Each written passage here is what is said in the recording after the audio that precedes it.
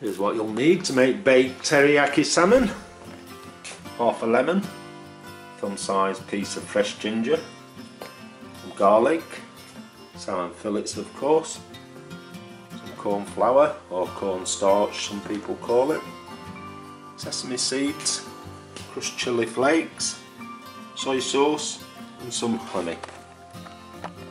First thing we're going to do is make the teriyaki sauce, and so we're going to grate the ginger and crush the garlic and put all the other ingredients into a bowl. So into a bowl with your crushed ginger and garlic, mix in with half a teaspoon of your corn flour, 3 tablespoons of water,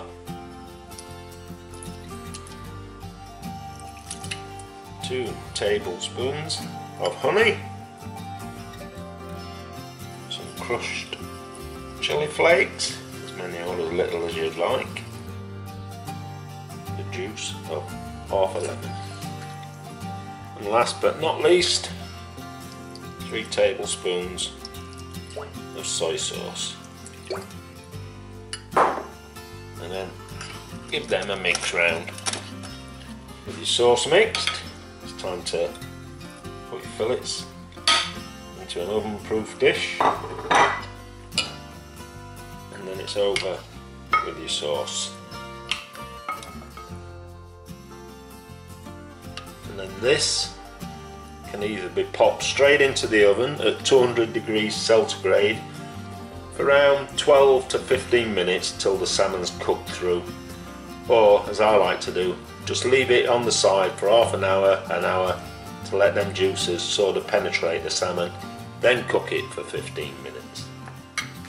With your salmon cooking away in the oven, I'm going to take 2 or 3 of your spring onions and get them chopped up and thrown in a pan.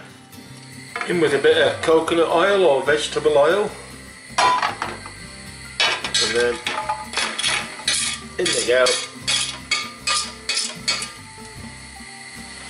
We're just going to give them a few minutes just to cook through. When it's cooked, and it comes out of the oven, hopefully looking something like that, it's time to put it onto a plate.